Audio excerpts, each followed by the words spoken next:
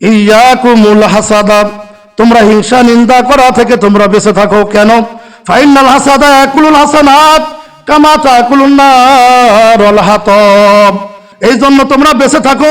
আগুন যেমন আবর্জনাকে জ্বালায়া দেয়, তেমনি নামাজ রোজা হজ যাকাত দান সদকা যারা করবা আর মানুষের ব্যাপারে অন্তরে হিংসা রাখবা, তোমার সব ইবাদত আবর্জনার মতো জ্বালাইয়া ফুরাইয়া একেবারে আমলটা ধ্বংস করে দিয়ে দেবে আমার আল্লাহ। জোরে বলেন নাউজুবিল্লাহ।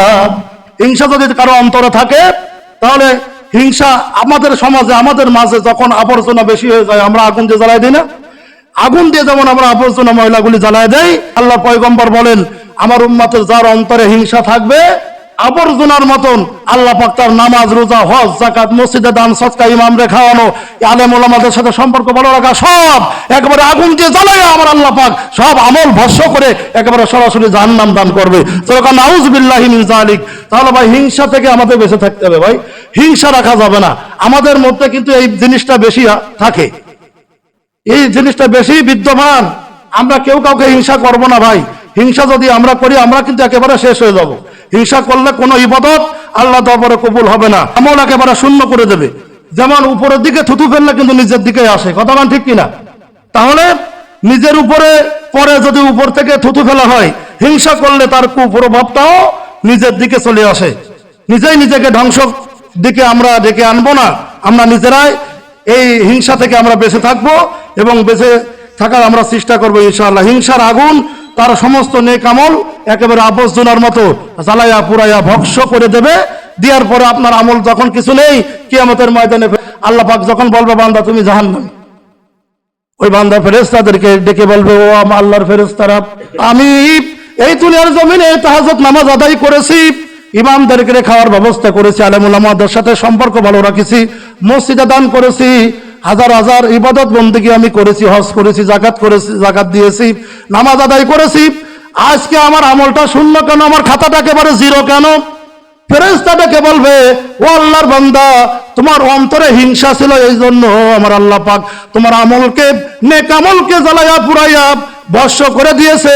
এই জন্য কিয়ামতের দিন আজকে তুমি জাহান্নামী হয়ে যাও। যেরকম নাউযুবিল্লাহ। সুতরাং হিংসা আমাদের অন্তরে রাখা যাবে না।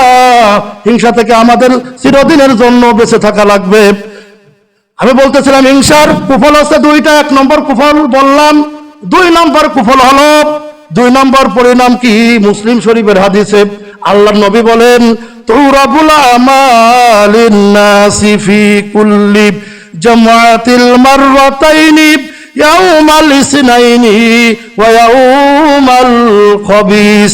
নবীজি বলেছেন প্রত্যেক সপ্তাহের, কথাগুলো ভালো করে লক্ষ্য করেন মুসলমান, নবীজি বলেছেন প্রত্যেক সপ্তাহের 2 দিন তার আমলনামা আল্লাহর দরবারে পৌঁছানো হয়। কয় দিন?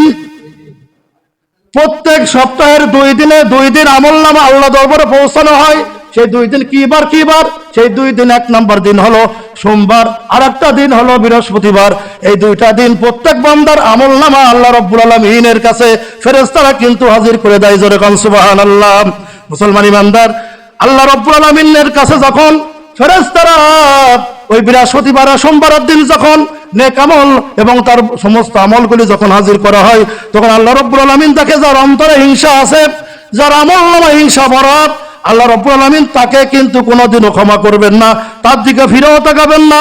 আল্লাহ রাব্বুল আলামিন সমস্ত ব্যক্তিকে কিন্তু ক্ষমা করে দেন, কিন্তু যাদের অন্তরে হিংসা আছে আল্লাহ রাব্বুল আলামিন তাদেরকে ক্ষমা করার ব্যাপারে কিন্তু কোনো সিদ্ধান্ত নেন না।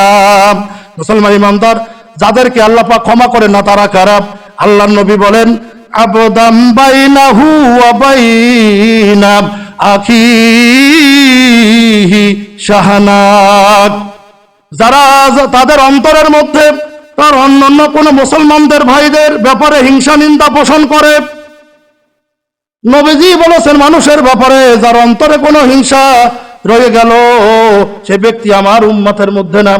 সুতরাং যারা হিংসা বিদ্বেষ বাদে যারা হিংসা করা ছেড়ে দিবে তারা আমার উম্মত। নবীজি বলেছেন যারা হিংসা করবে না তারা আমার উম্মত।